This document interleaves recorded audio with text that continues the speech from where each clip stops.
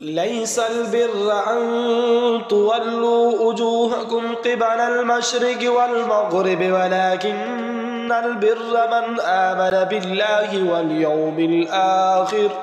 واليوم الآخر والملائكة والكتاب والنبيين وآتى المال على حبه ذوي القربى واليتامى والمساكين وابن السبيل والسائلين وفي الرقاب وأقام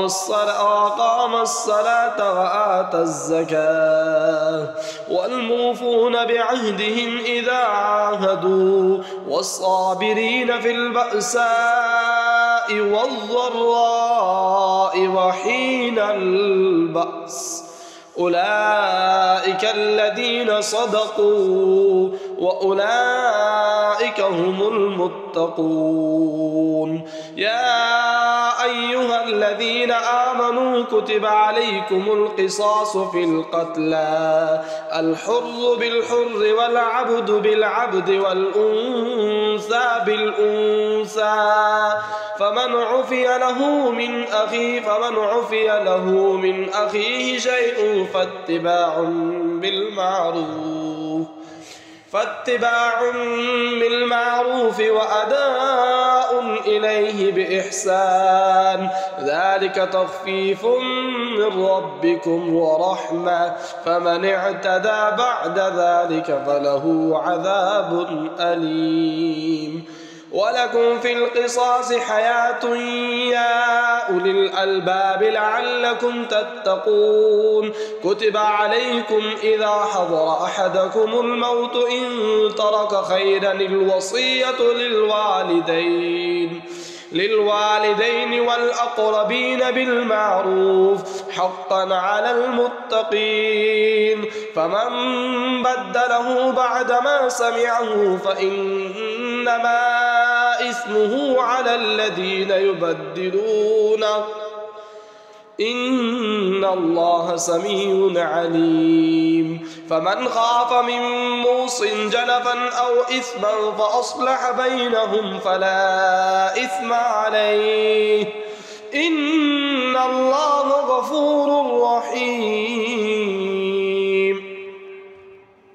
يا أيها الذين آمنوا كتب عليكم الصيام كما كتب على الذين من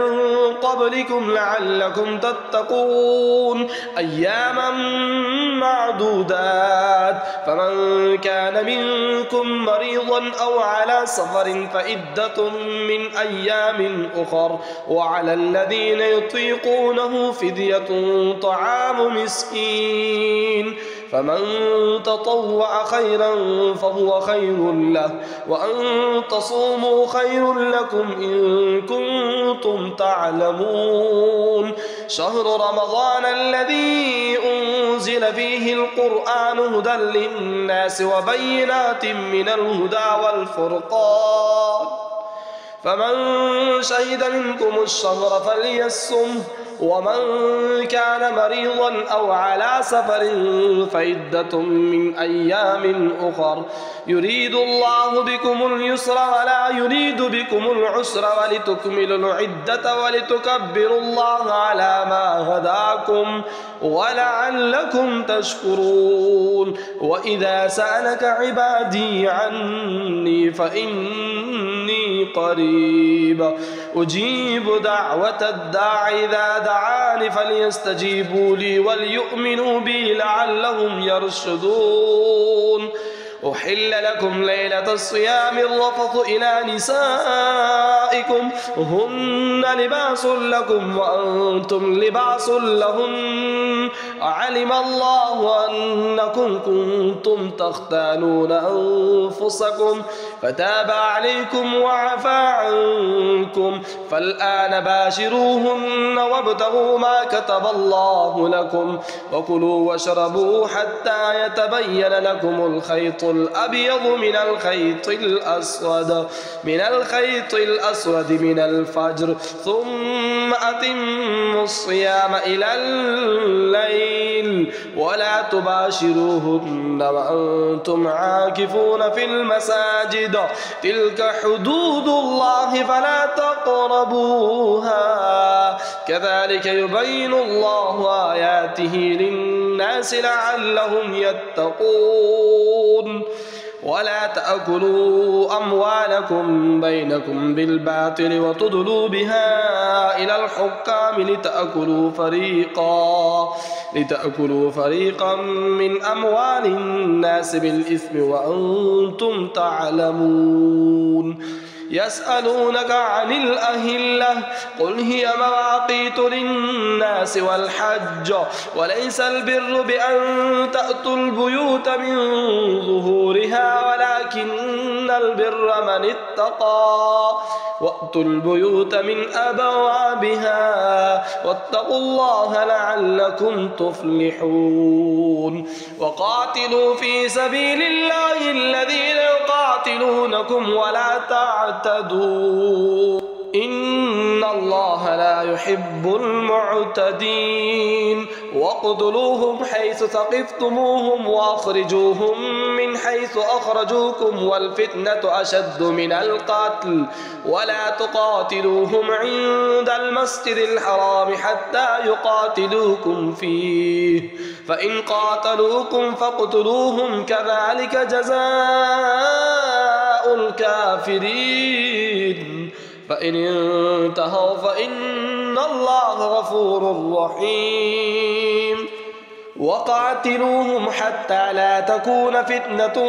ويكون الدين لله فإن انتهوا فلا عدوان إلا على الظالمين الشهر الحرام بالشهر الحرام والحرمات قصاص فمن اعتدى عليكم فاعتدوا عليه بمثل ما اعتدى عليكم واتقوا الله واعلموا أن الله مع المتقين وأنفقوا في سبيل الله ولا تلقوا بأيديكم إلى التهلكة وأحسنوا إن الله يحب المحسنين وأتموا الحج والعمرة لله فإن أحصرتم فما استيسر من الهدي ولا تحلقوا رؤوسكم حتى يبلغ الهدي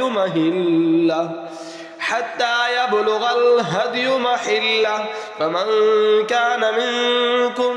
مريضا أو به أذى من رأسه ففدية من صيام أو صدقة أو نسك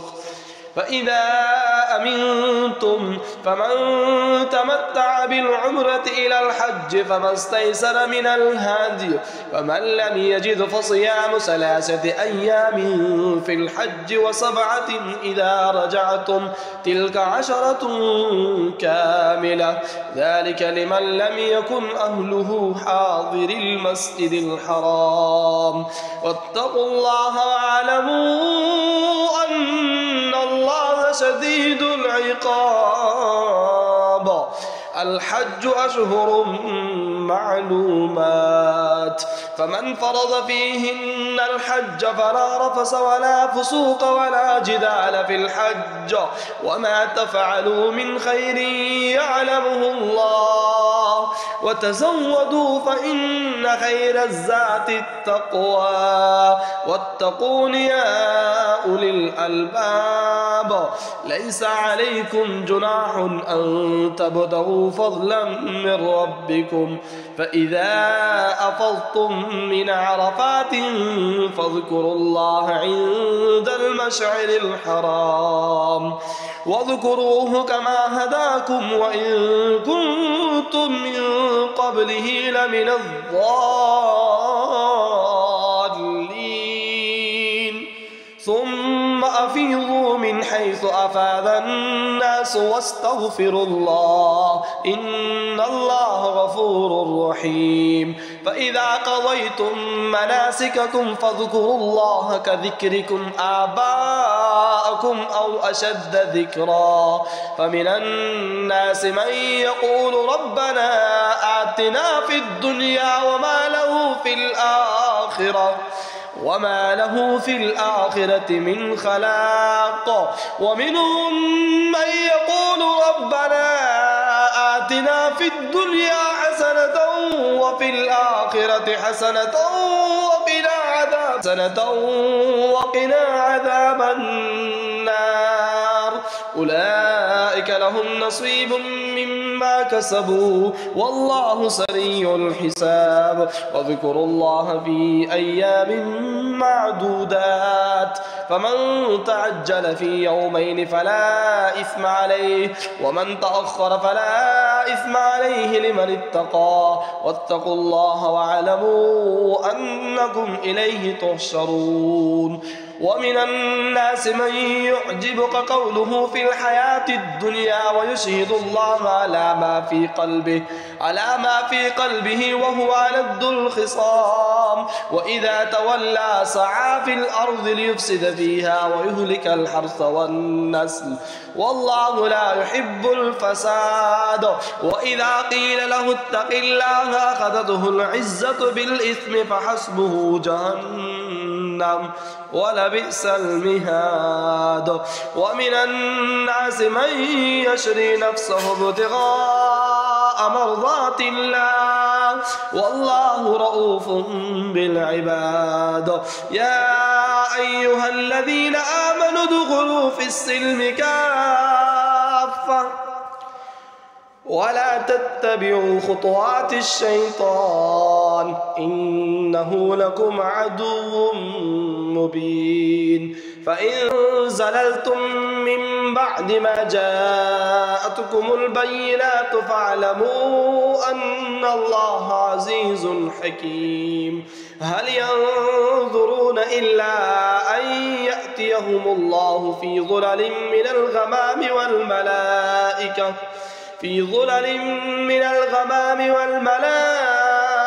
وقضي الأمر وإلى الله ترجع الأمور.